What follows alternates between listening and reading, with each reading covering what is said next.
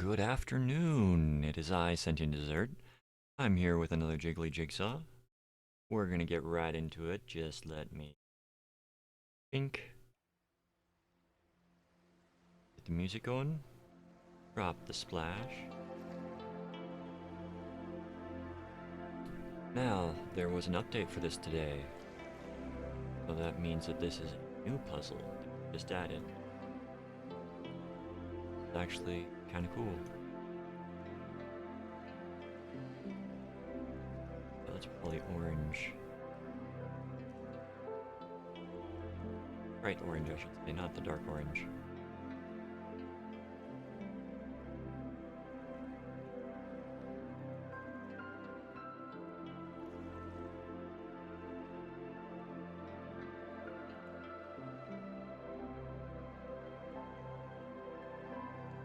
I started doing started trying to make myself go to bed earlier and wake up earlier, so went to bed earlier last night and woke up an hour later today. Kind of frustrated. Not enjoying waking up at 2.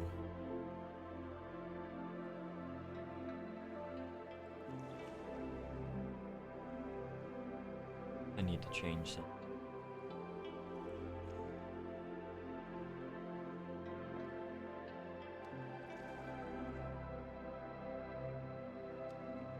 But at least I got some writing done last night.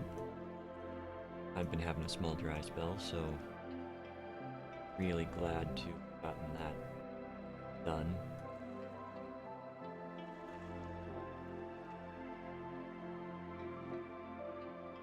Like every time I reach one of the miniature goals within like act break, stuff like that, the well dries up for a bit. By, having so many ideas in my head, it just stops. So, yes, I have half of the first scene done. It is basically explaining how things got to where they were. And I gotta do it 3 more times, which is okay. Creativity is a process that cannot rush, despite what people think.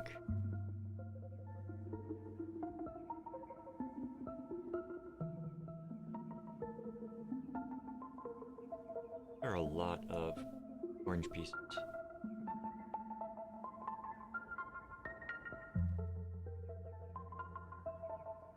Left side.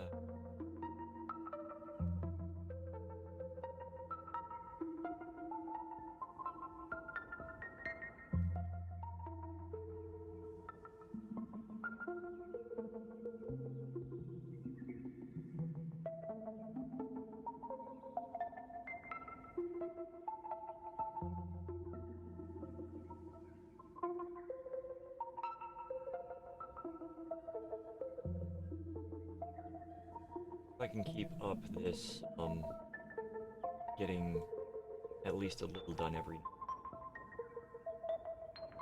be done before the end of the month. I will be in the final review mode, is editing everything there, making sure continuity remains because I'm using multiple storylines. Gotta make sure that things match up in all storylines.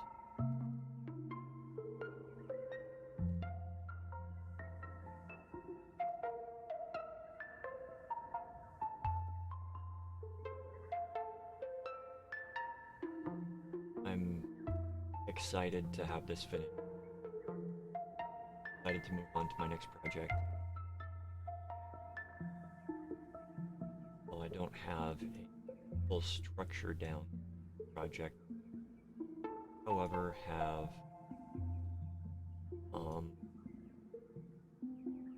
events that are going to be important for it.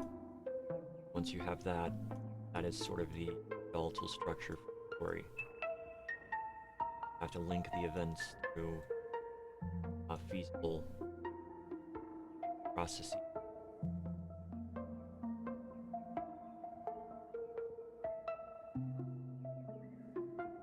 If you sit down and read any play,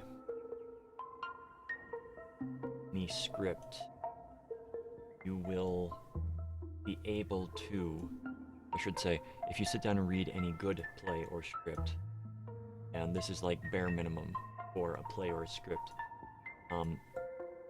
action A has to lead to action B, and without action A, action B cannot be done successfully.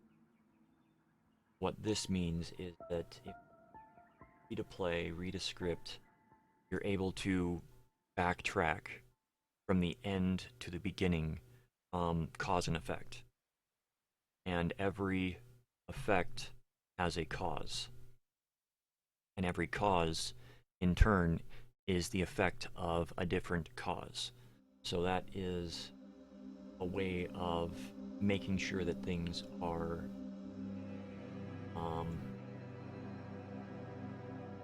things will make sense when you're writing a story, wondering if things make sense. Jumps of logic that the character might make, the audience may not. And unless the character is somebody that's like well established as being, oh, I'm incredibly smart, like Sherlock Holmes. And don't get me started on Sherlock Holmes. He's kind of a, in modern representations, he's kind of made to be more, his observations are given more weight than they actually should carry, because a lot of things have multiple reasons. Anyways, unless you are making that the audience, the people that are going to be viewing this, the readers, the audience, whoever, you have to have laid the groundwork for the assumptions that are made within the play, the ideas that are brought forward. Because if you reveal a character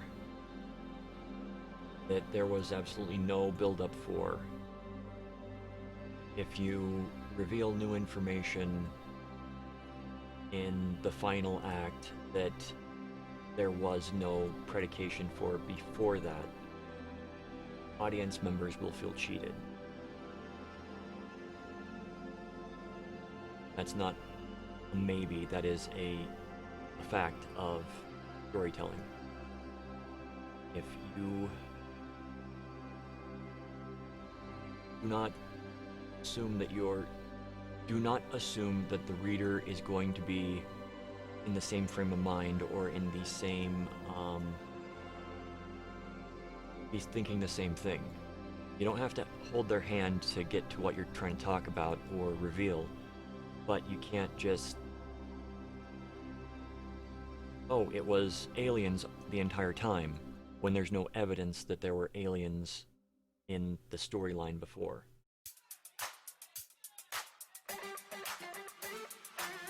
I mean,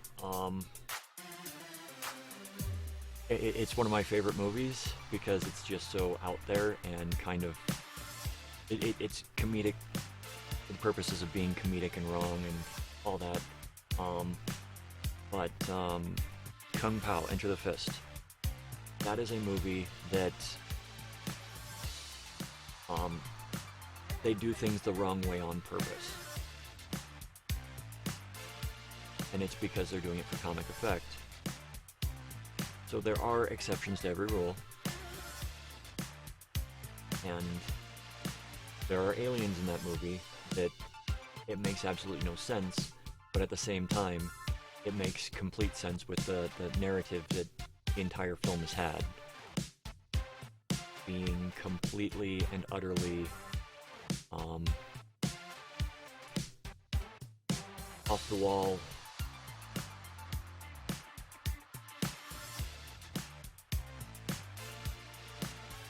So yes, if you are going to be writing, make sure that you can go from point A to point B and not have people go, what? Even in a mystery, you need to not treat your readers like idiots, or treat them like they are smarter than that they can make the assumption.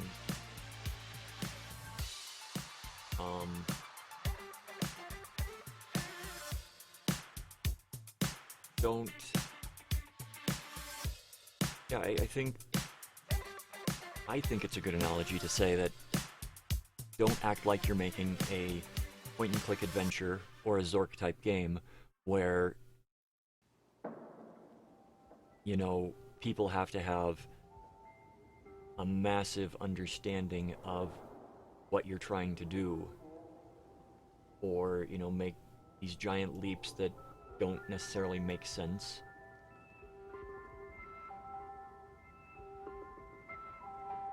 Like, as much as I love the game, Grim Fandango did have a few moments where it was a real stretch of trying to figure out how to solve one of the puzzles.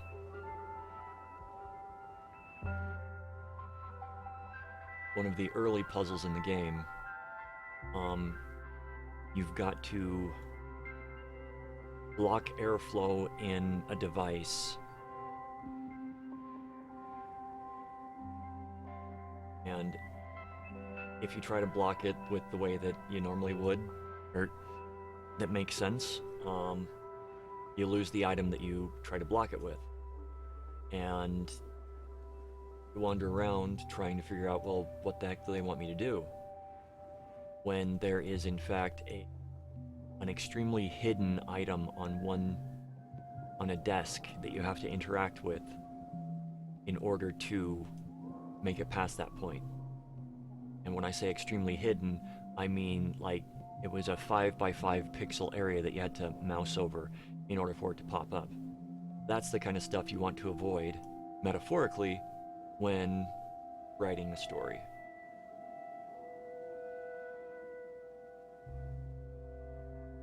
Making things too esoteric that people are going, what? How does that even make sense? So that is my challenge with my play. Making sure that everything is flowing properly and in a manner that is acceptable and understandable. Because it really sucks to have somebody say, I don't understand what you're trying to do in that script.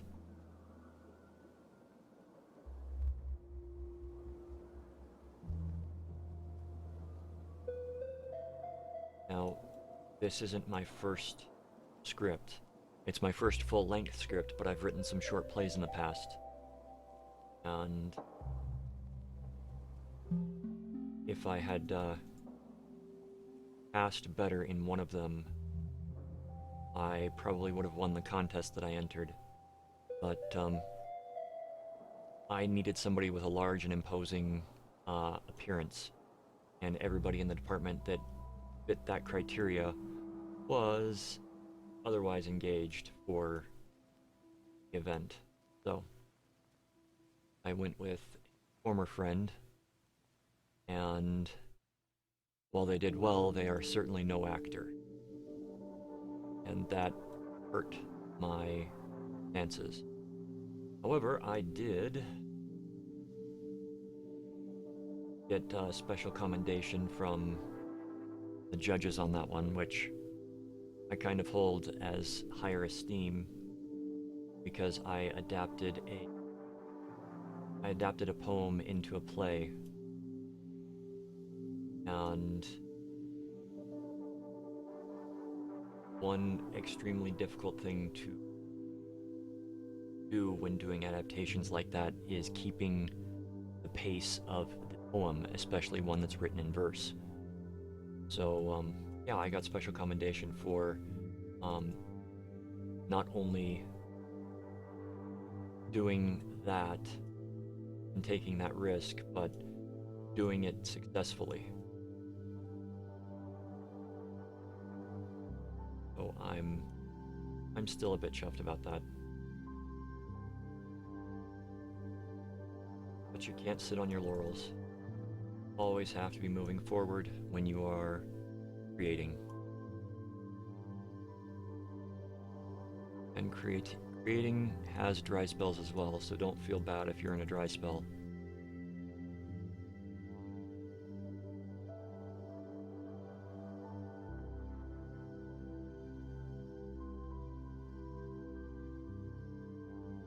Oh, go there. Alright.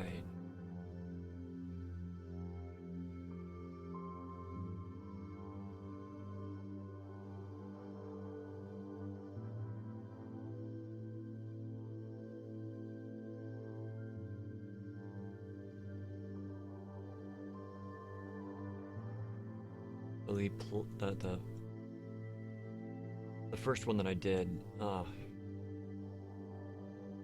it's a miracle that I even got it done, not through fault of my own.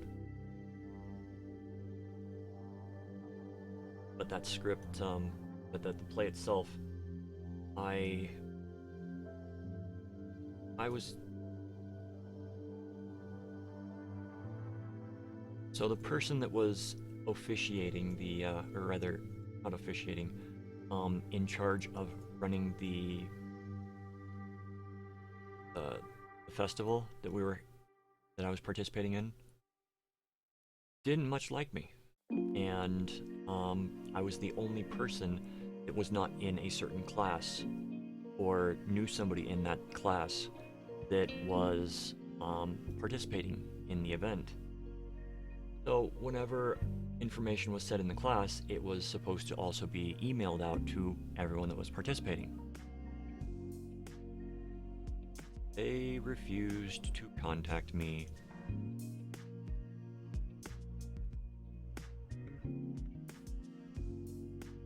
So it was multiple struggles, and when there were, well, you were supposed to have this in by this date, and it's like, you never emailed me. You never told me anything. Oh, not my problem. Like, okay. So I started to, any contact that I had was with her via email and the advisor that was running the program, so that, you know, I would actually get the information instead of, I don't want you participating in this project of mine, even though it's supposed to be for everybody. Making it to the final round. Anyways.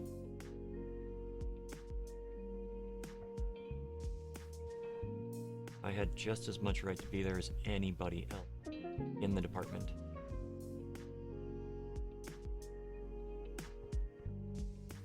If you do plan on going into theater, one big thing, don't speak ill of the people you're working with to other people in the industry.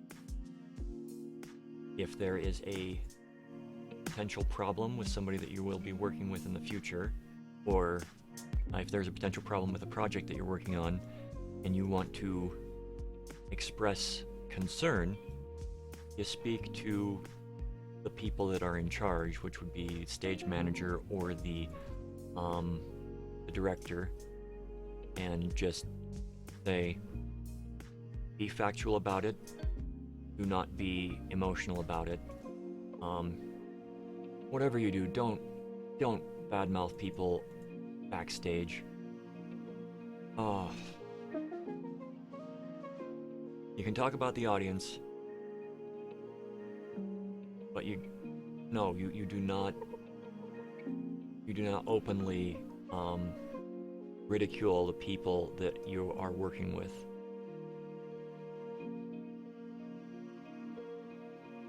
People remember, and one of the fastest ways to get blackballed in the industry is to constantly be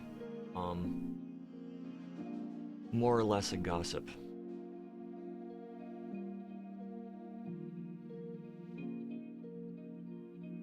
Or someone who is unwilling to work with other people. Like the person that I mentioned earlier. They were working at one of the local theaters in sort of a part-time position, and when I was doing my play at that when I was directing Crimes of the Heart there, they the artistic director, who is the founder of that particular theater group, was questioning who that person was. And I said, well, they worked here for a few months at least, and during shows that this woman had been acting in. And the response was kind of like, I don't remember her. And when I was by myself, I just cracked up, because it's just something that will happen if you are not a pleasant person to be working with. They'll either extremely remember you, or they will not remember you for the sole reason of you're not worth remembering. And no, I'm not taking delight in somebody else's failings. I'm taking some mirth from the fact that this person was extremely full of themselves, and they're not even remembered by the people that they have spent like 4 to 12 months working with.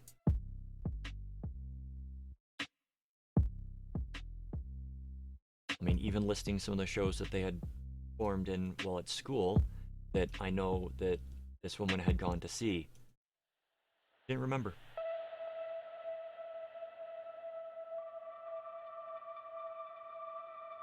So that was a bit funny to me.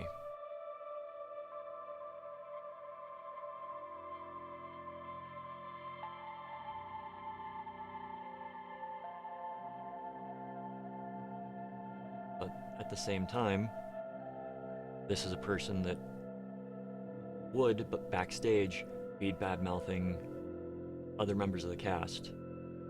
Dressing room, completely tearing into and being insulting of people in the department and in the cast or in the crew. They just did not seem to understand building the bridges that are needed to progress in the world of theater. And they did have some talent. I'm not saying that they lacked ability. They just lacked humility and compassion.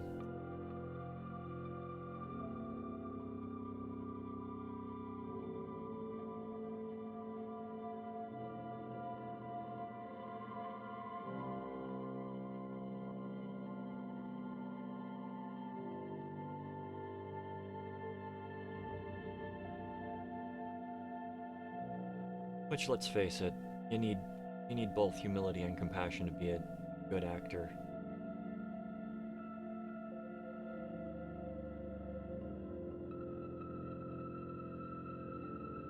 The diva archetype is not as common as people think.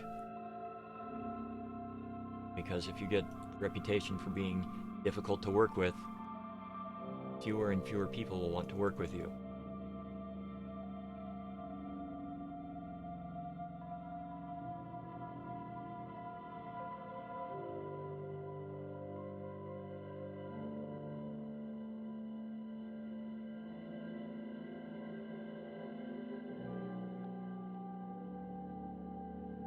There are people in the industry that will have long memories.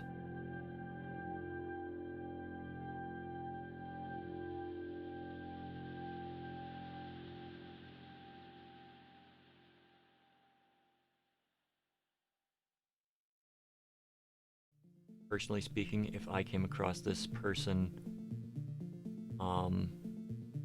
in any of my future endeavors and they were auditioning for a show, I would factor in just how difficult they are to work with. And if I were on board with a show, not in one of the production, not as director, not as stage manager, or anything like that, but if I were involved in the show and I knew that they were going to be auditioning for the show, I would let the director know my concerns based upon previous interactions.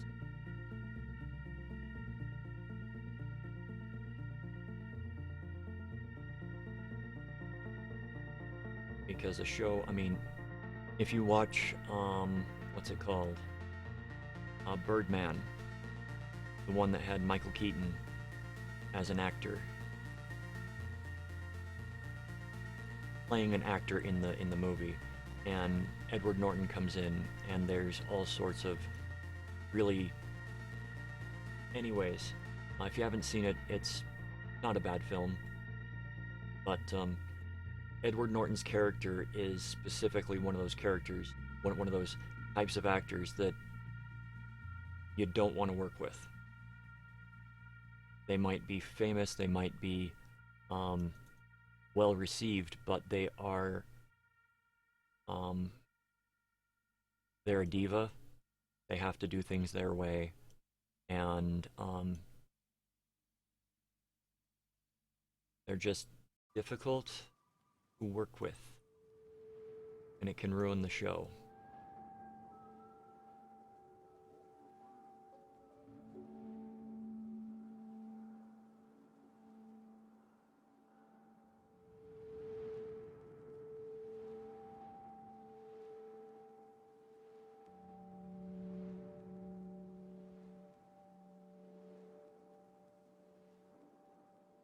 I think one of the best examples of a difficult to work with type of person would be James Cameron. James Cameron, there are many actors that have worked with him that will have refused to work with him again because of how emotionally damaging working with him was.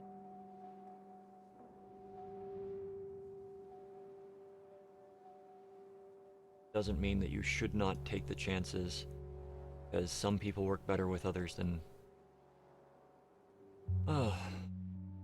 contradicting myself a little bit. But it's really just a play-by-ear type thing.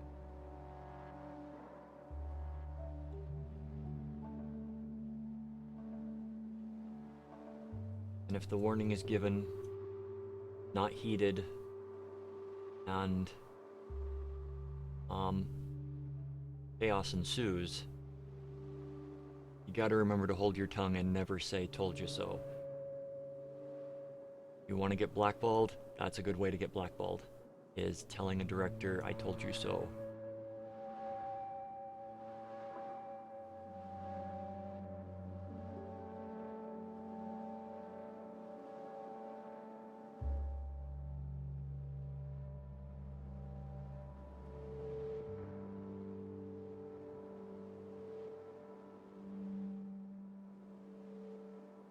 I will say, however, that a lot of the best directors will listen to their cast.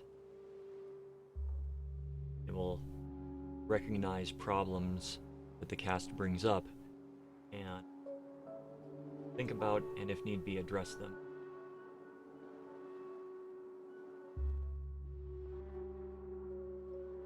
Not all problems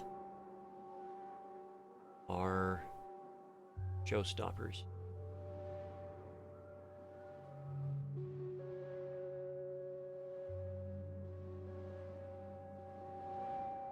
Okay, I'm talking a lot and I'm not really focusing on the puzzle. I'm enjoying talking.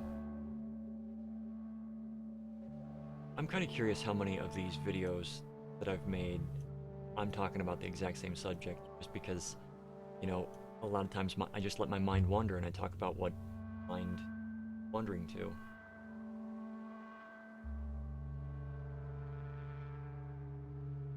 Anybody listening, as I'm meandering down the mental streams, I don't know if I'm repeating myself often or if I actually make it back to the subject that I believe I was talking about.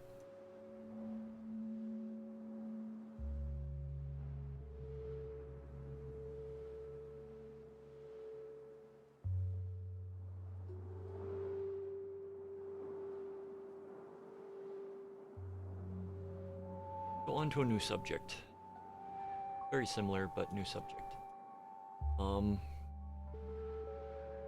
There is one program that I do rather enjoy. Graham Norton. He has a television program.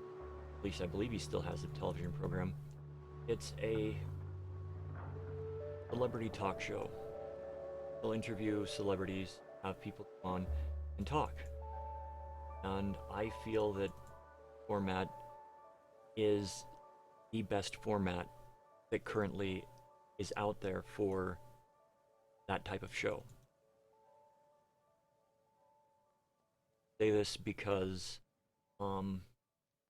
you watch something like I don't know, oh gosh, that horrible comedian that used to be on SNL, Jimmy Fallon.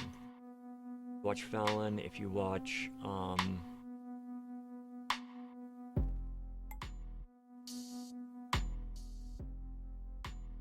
the other SNL guy, Jimmy Kimmel, any of those where they sit down with the actors and they talk, the big difference that I see that actually detracts a lot, I feel, is that they invite the actor out and they sit down and they talk about the actor and their upcoming thing for maybe five minutes, and it's just back and forth between the host and the actor. Whereas on Norton's show, the actors come out and they're able to talk. They can talk to the other actors, they can interact, they can actually tell stories. And Norton isn't sitting there waiting to jump in with information or stories, or, you know, he lets the actors be themselves with the other people on the couch more often than not. And you get, I mean, if you sit down and watch some of the interviews that he has, some of the guests and the interactions, you'll hear some really cool stories.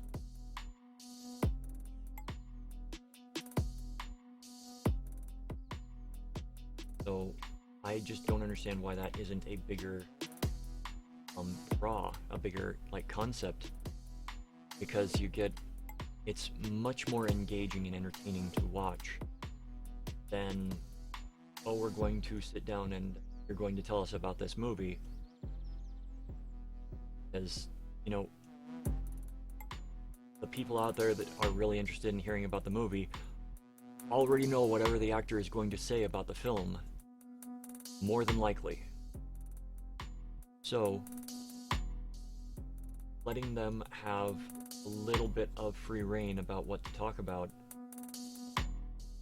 great.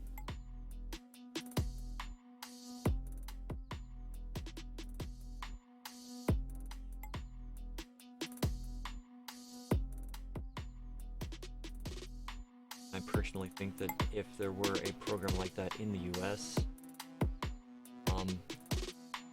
it'd be much more fun to watch than a lot of the late night shows that are currently there. Because the late night shows, they have their setup. You've got the monologue, which, yeah, 100 times, 99 times out of 100 falls flat. rather is not as funny as they want it to be. Then they have guests, then they have musical guests, then they have, if they have a comedian, depending upon the comedian, they could put them at the very end. Or they just have skits. They are continuing the sketch comedy from the various their past. So each one has their bits, and their bits can be fun. I mean, Graham Norton has his bits as well. But for the most part, I find the audience interaction is the best aspect of any of the bits.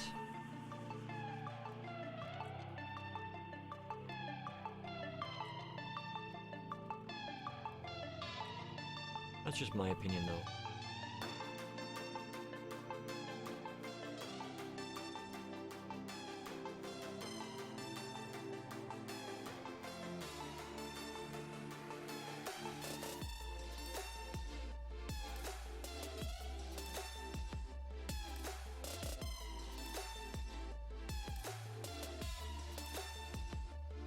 I feel that there is a lot of there's a lot of possibility there that and you know, Graham Norton's show is actually kind of popular over here too, that no one has picked up on the let's let the guests be the entertainment and be the stars, instead of I've got to constantly be talking and have people focus on me and me be the center of attention while shining some of the light on this person. And yeah, that's one of the reasons that I just cannot stand Jimmy Fallon.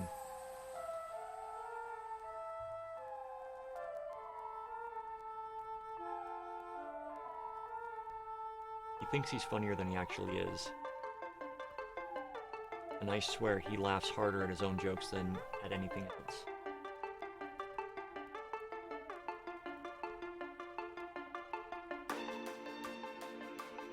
And if I ever reach the point where I'm invited on a show like his, I think I would just bring his down.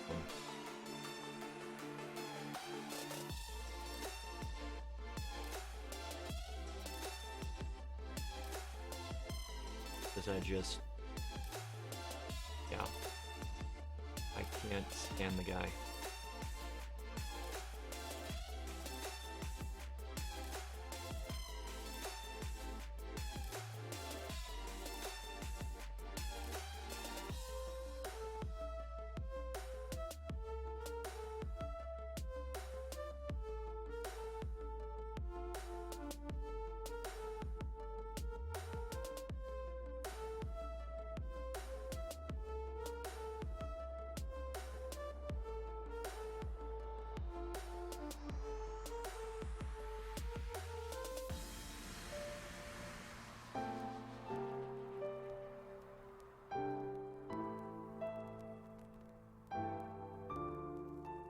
Here I am just a little bit ago saying, don't say anything bad about the people.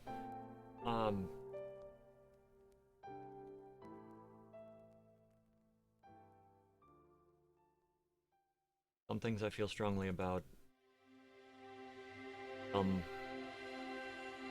People in the industry too.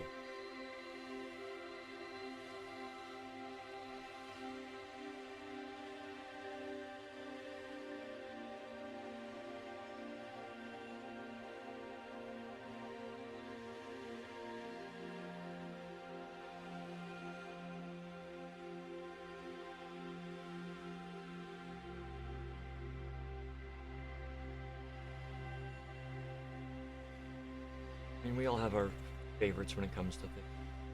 You know, if you're watching this, you might like the guy.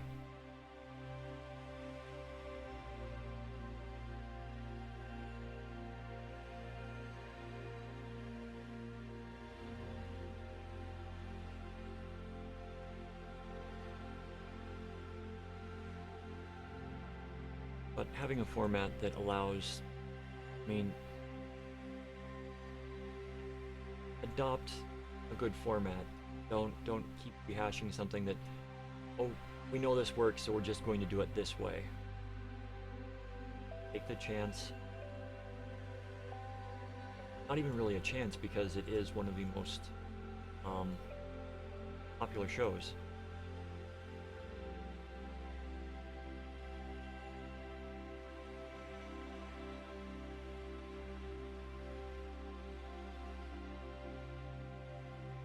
Maybe not in the US, but elsewhere it's quite popular.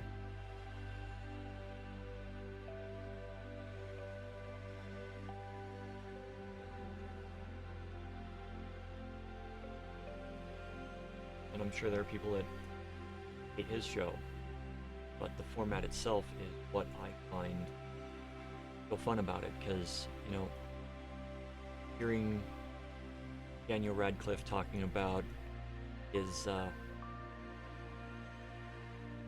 experiences while performing Equus and other plays that he has done with that don't have audience interaction, but the audience wanted to get involved in. Yeah, there are some really funny things we had, and many of those stories would not have been told if not for the free format and lack of interruption from the host.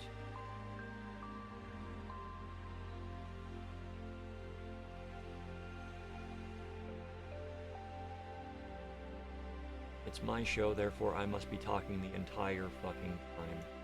Oh.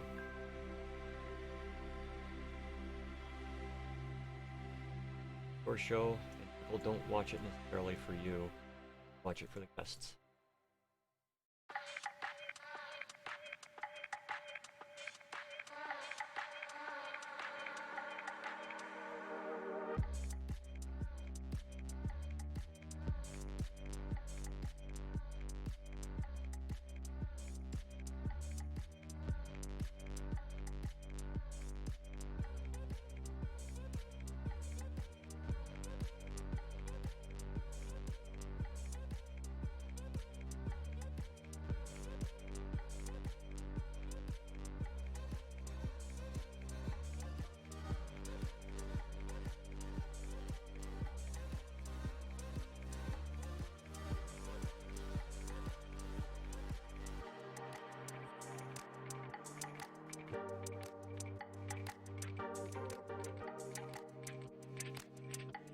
Maybe that's one reason I dislike some of these, is the hosts just have an entitlement to them. I'm the host, therefore everything that I say, everything that I do, has to be funny. Therefore, I must be the only one that is allowed to be in charge. One moment, please.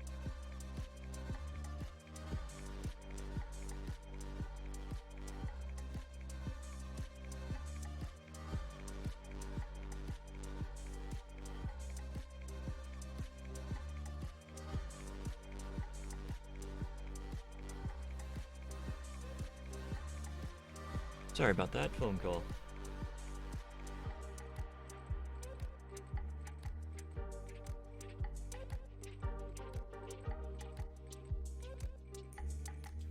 But yes, the people that I'm the funniest person here, therefore everything that I say has to be done.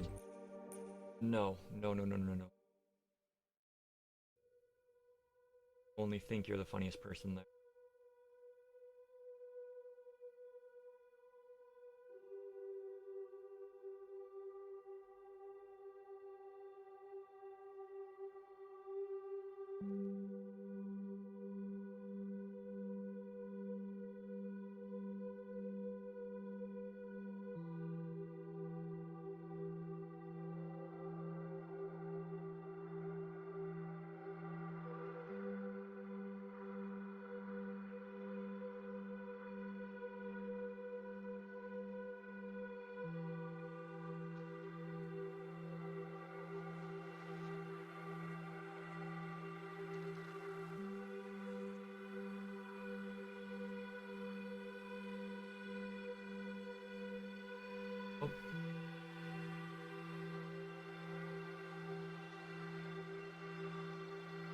Well, if you're playing from home, you can probably guess what this is now.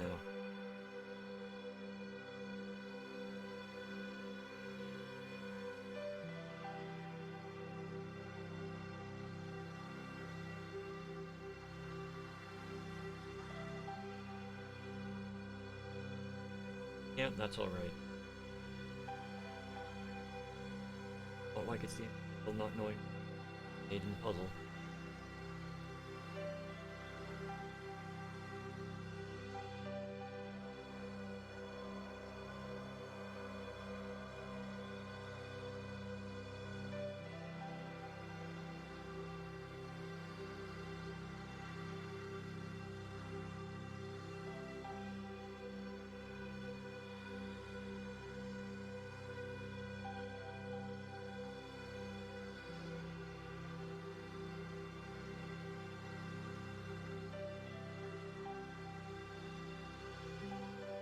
Oh.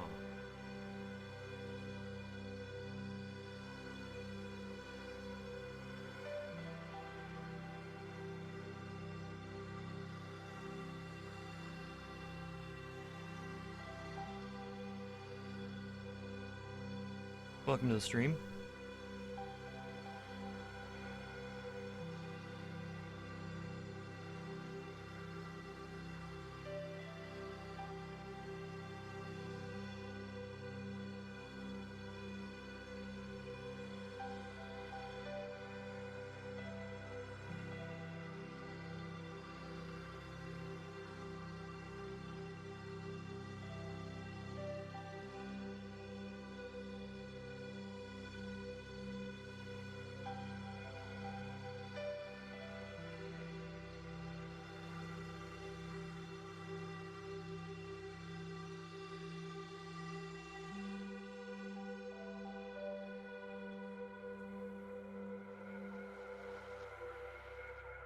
Errand when I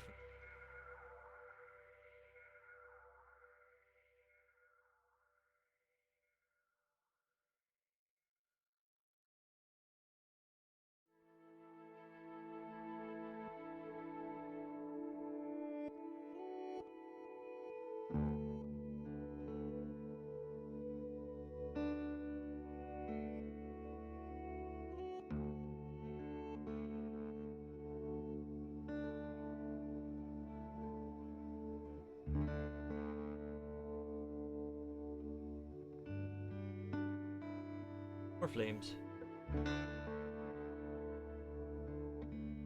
Gotta admit though, this is one hot ride.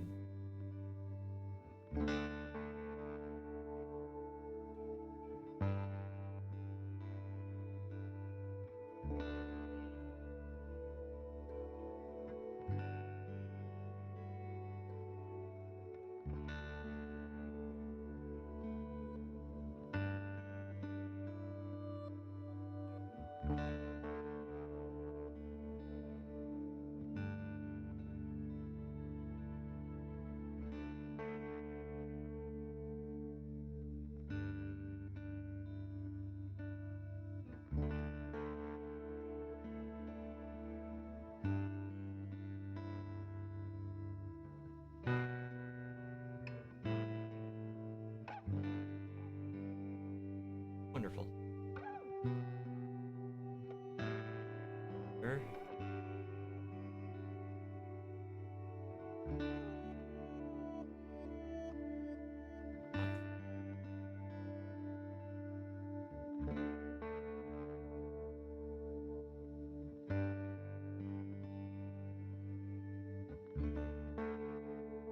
Here we go. Oh. Now everything will fall into place a lot easier.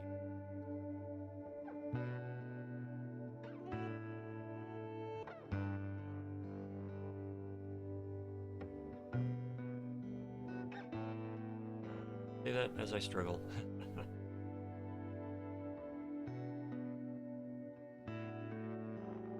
There's the last border piece.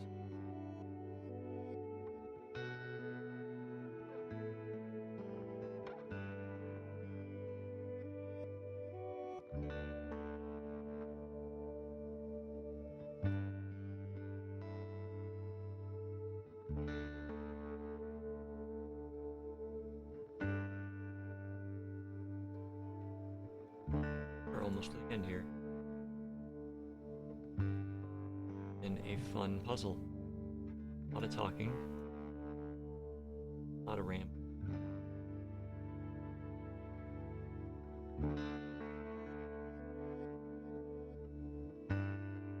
Bit of ramp.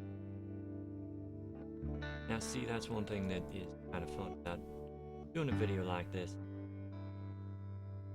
I would love to do some audience interaction, but there's audience currently. The person that stopped in momentarily left.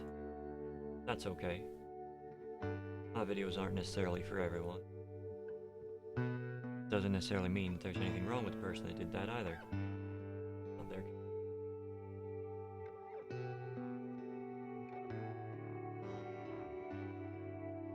That's one thing that you have to remember when doing like this.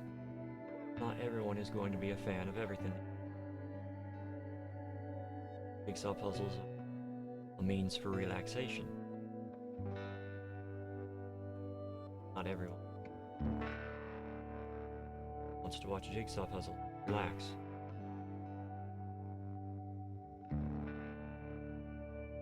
Especially when the person doing them is not the most adept at doing.